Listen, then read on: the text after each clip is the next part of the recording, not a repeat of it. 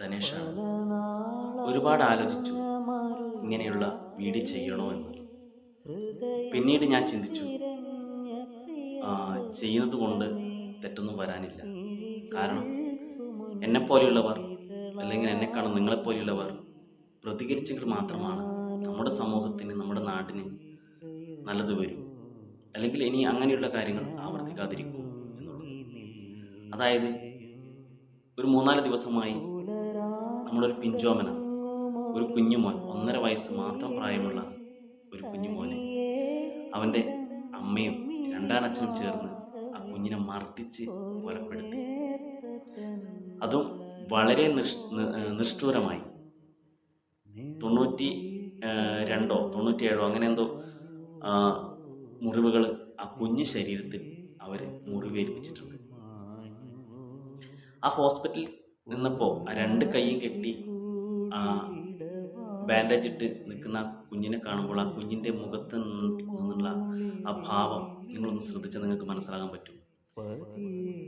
ഞാൻ ഈ ലോകത്ത് വന്നത് എന്തിനാണ്? എന്നെ ജനിപ്പിച്ചത് എന്തിനാണ്?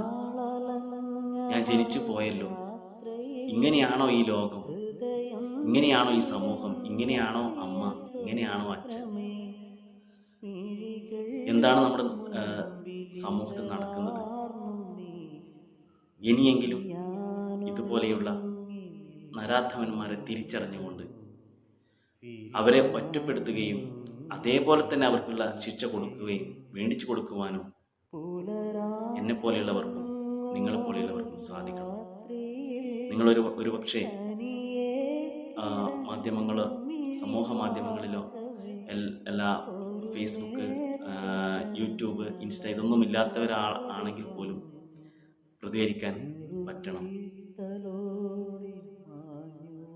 അല്ലാന്നുണ്ടെങ്കിൽ യൂട്യൂബിലോ ഇൻസ്റ്റയിലോ വാട്സപ്പിലോ നിങ്ങളുടെ അഭിപ്രായങ്ങൾ അറിയിക്കുകയും അതുവഴി ഈ സമൂഹത്തിലെത്തുകയും ഒരുപാട് ആൾക്കാർ അത് കാണുകയും പ്രതികരിക്കുകയൊക്കെ ചെയ്യുമ്പോഴാണ് നമ്മുടെ നാട് ഈ ഒരു സാഹചര്യത്തിൽ നന്നാകുക എന്നുള്ളതാണ് എൻ്റെ ഒരു നിഗമനം.